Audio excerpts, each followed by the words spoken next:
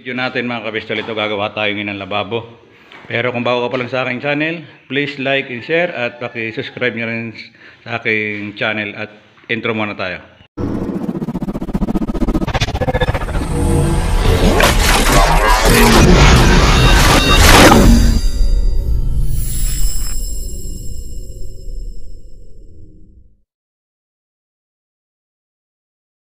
Ngayon gagawa tayo ng lababo.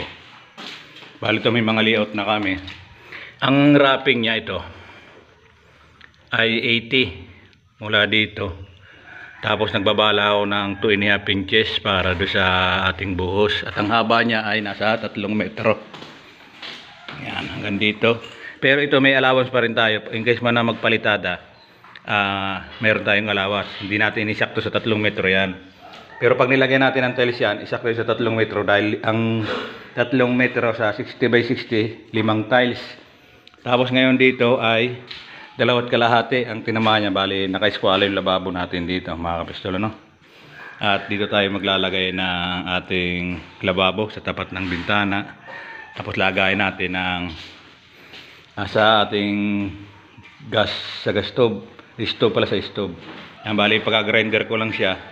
At para yung ating buhos ay pumasok doon sa loob. Habang siya nag-grinder, ang ginagawa ko ngayon, gumagawa ako ng frame. Hindi katulad sa mga nakikita nyo mga video na doon nila binubuo yung frame ng lababo kung kailan may saray na. Ito sa akin ibang diskarte ko. Binubuo ko dito yung frame niya. Pagkadating doon, sasalpak ko na lang at sasarayan ko. Ang pakikita ko sa inyo. Pinag-grinder ko na sa inyo.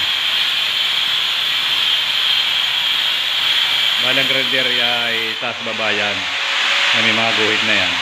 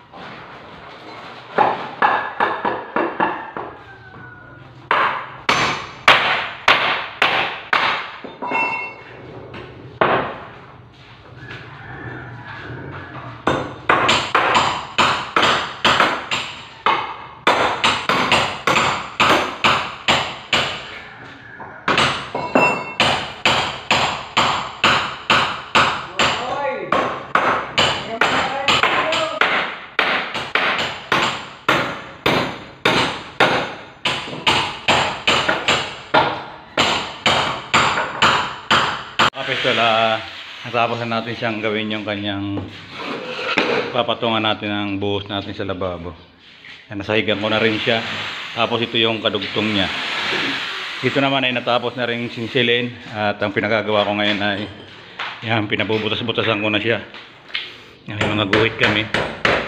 Para yung bakal niya nakasukot sa loob bago namin ilagay yung forma. Para hindi na mahirap mag-drill.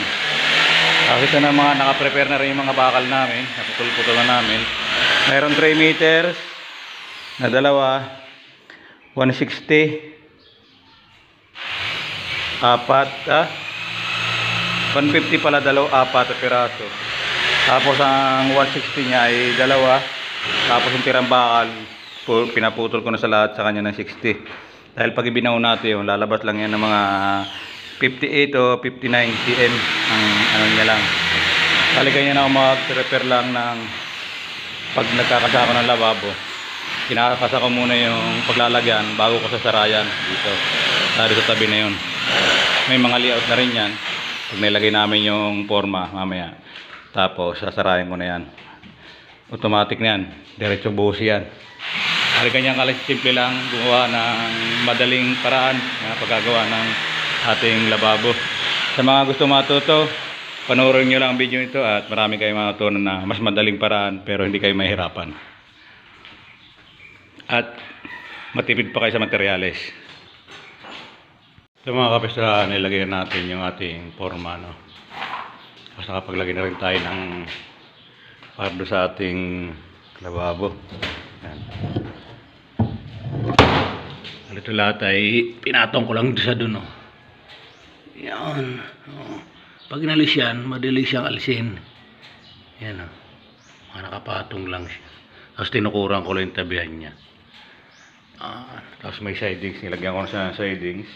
Bago namin buhusan yan ay sasarayan ko muna ito. Tsaka itong tabihang ito. Para diretso na tayo. Ano? Lagyan namin ng bakal siya. Ganyan lang kadali maglagay na ang forma. At pag inalis yan, buo rin niyang maalis siya. Yung forma niya sa ilalim. No? Ayan, ganda na niya. Pag nabuhusan lalo yan. Dahil kasari na ngayon na sa ating nagawang lababo. Para buhusan na rin.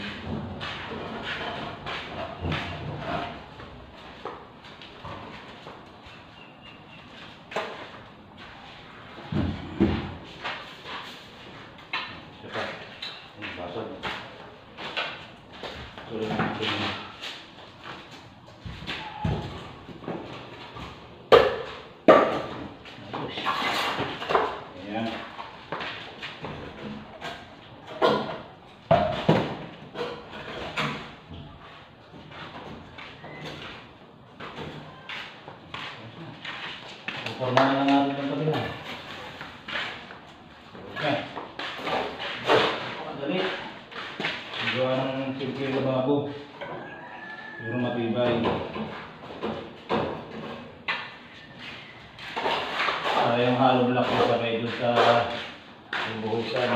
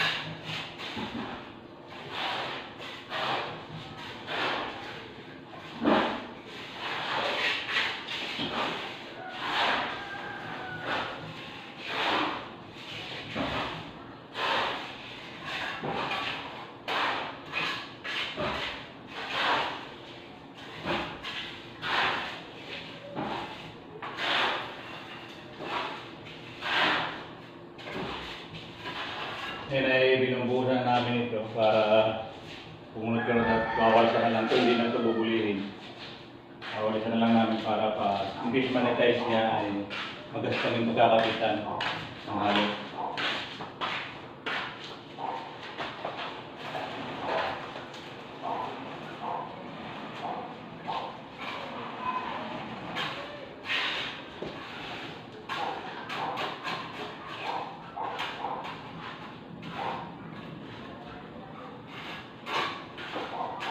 Yan. Oh, tatawag sila yun. Okay na ron. Ha? Okay na ron.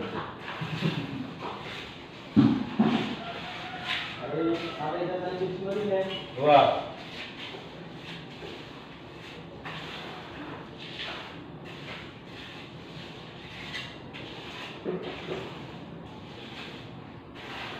Wala ko yung pangkain dito. Pero pagkulang.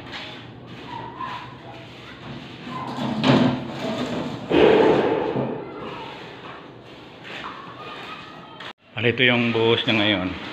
Bali, ang nagamit na hollow block ay 4 1/2. Tapos 4 1/2 rin doon. Bali, 9 na peraso. Tapos yan, ito yung binunusan namin. Pinakukunat-kunat ko lang siya para madaanan natin siya ng walis. Dito. Ito yung sa sink natin. Yan. Tapos na. Tingnan lang at pawalisan na lang to para gaspang-gaspang ulit na mga kapistol. Kahit itong kabilang ito yung makunat na siya. Ganito lang na pagwawalis. Yan.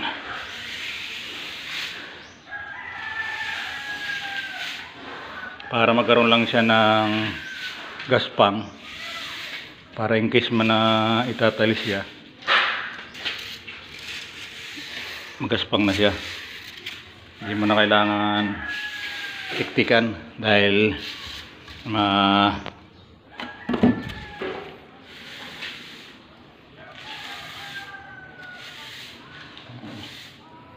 yung ganun lang siya para gumaspang lang. Yan, hanggang dito lang ang video ito at maraming salamat ulit sa inyo. Paki-like and share lang po. At para lalong maraming mainggan yung gumawa ng lababo sa kanilang mga bahay. At sa mga hindi pa po nakapag-subscribe, please subscribe. At pakipindot nyo rin ng bell icon para lagi kang update sa ating mga bago pang i-upload na videos. Hanggang dito lang at salamat. Bye-bye at mag-ingat po kayo.